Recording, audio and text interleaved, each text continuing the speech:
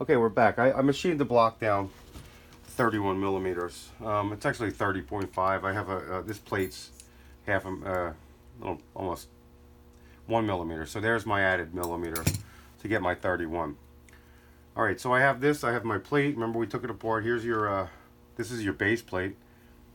You have your spring plate, your flat plate, and your block. Okay, so the block I actually, before I put the video on so I wouldn't run into problems, I checked to make sure that there was enough thread in each one of these holes, because I didn't want it, it's got to be tight. Actually, I wound up grinding the screws down a little bit on my grinder. I didn't put it on video, but not much. I took about 2 millimeters off because I wanted it to be real tight. And then around the tip of the thread so that it goes in, and I checked them.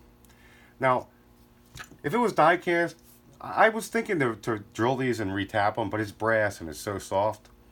If I blew it out, I don't want to mess up the block. So it was easier to grind the screws down in this case. It's a case-by-case basis as you do it. So here we're going to reassemble this block. So I have my bridge plate. Okay, clean it up a little bit so it looks nice and gold. And then, so we're going to flip this upside down. We're going to put the spring plate on right where it belongs. See the holes? Then we got our flat plate, which goes backwards, or facing the back. So then I'm going to put a screw in here through here, just to hold it in place. Make sure everything lines up. Right? Now I'm going to hold that there for a second. I'm going to take my Allen wrench there. I just want to put it in there so that I have something to start with. And we're going to put the block on. So remember the Floyd Rose name that goes to the back? Look, we almost removed the beginning of Floyd's name there. Alright, so this goes facing towards the back. I'm just going to put that on there. I got all my... I make this look easy. It's not easy. Everything's got to line up. I mean, it will later. I'm going to put them all in. Alright, so I got my first screw in. Not all the way, but I'm just going to put it on there so I can move it. See, it went all the way in and tight because I ground it down. So the block is tight. But now everything's out of whack, so I'm going to loosen it up again. I normally wouldn't tighten it, but I just wanted to show you that. So I'll loosen it up. So we're going to line this up again. We're going to take our second screw. I'm going to put it inside the Allen wrench. Okay, line everything up.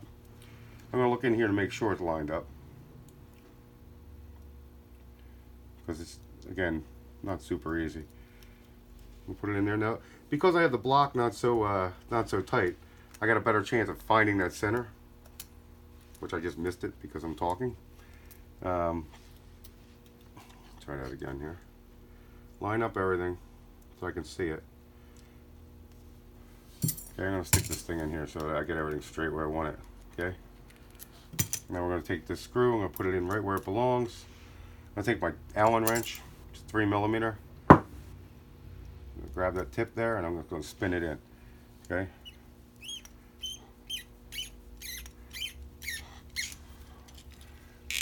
Okay.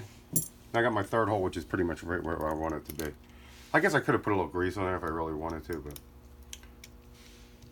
I don't think no one's ever going to take this apart again. All right, now I did grind these down. Like I said, I took about 2.5 millimeters off each one of these because I wanted it to be super tight like that. I don't want that block to move or have any chance of moving ever. All right, so I reassembled that.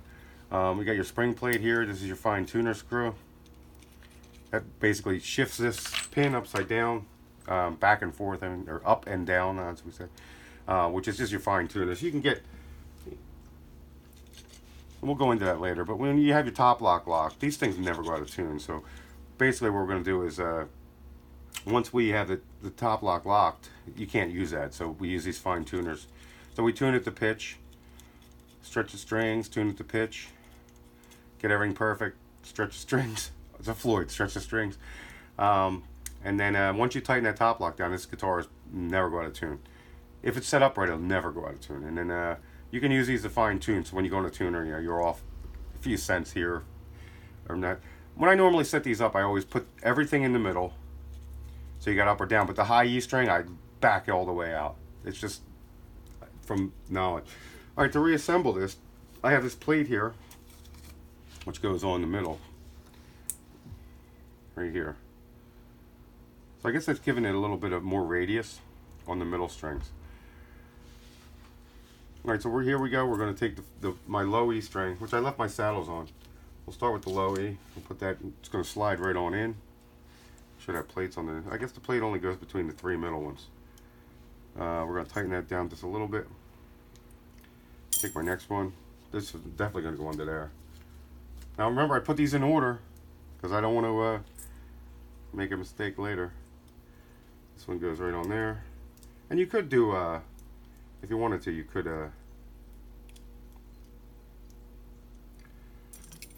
do them all. This is a metal plate in there, so I'm going to get the next one. Put that in there. And tighten it. I mean, I kind of know where the intonation points are supposed to be, and I'll explain that in a second. Put that in there. I'm not really tightening these too much, just so snug so they don't fall out. I don't want to screw up the order. Whatever I do, I don't want to screw up that order. So, and then my high E. And I remember I have all my pieces in here, so I don't lose anything. Okay.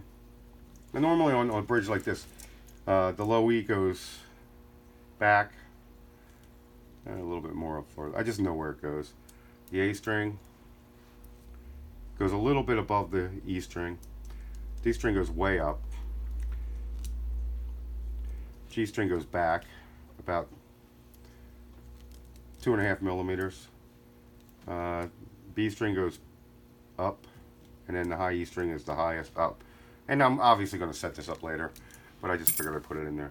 Alright, I'm going to put my screws, these are the fine tuner bolts. Stick them back in.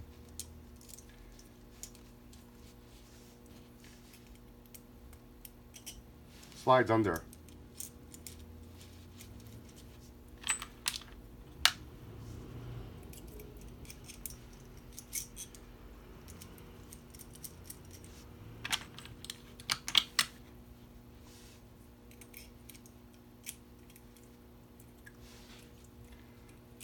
Ingenious bridge, I tell you.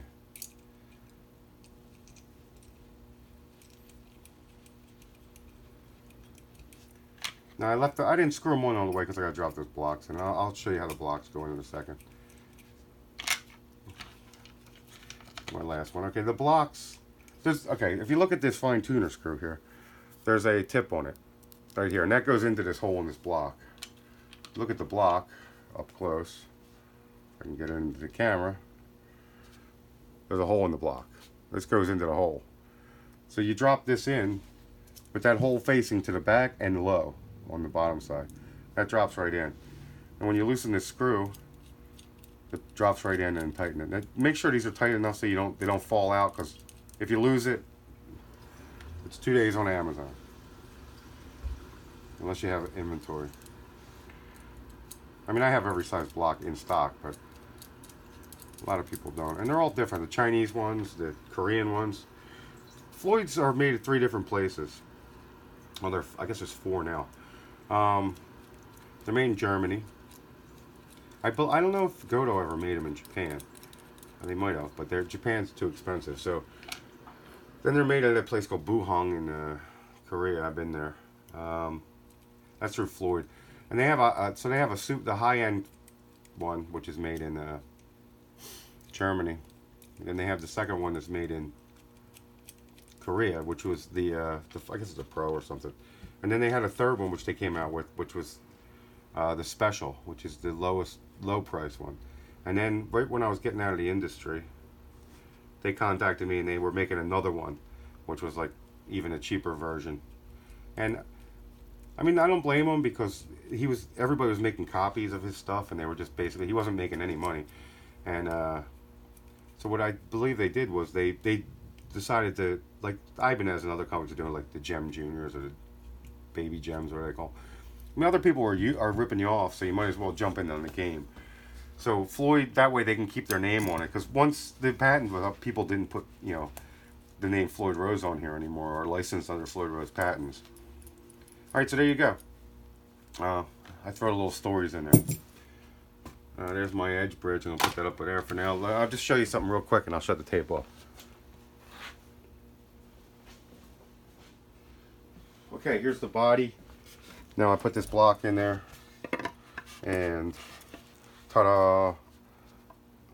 It's perfect. Okay, and that's pushed down. I mean, it's not going to sit that low, but I get the idea.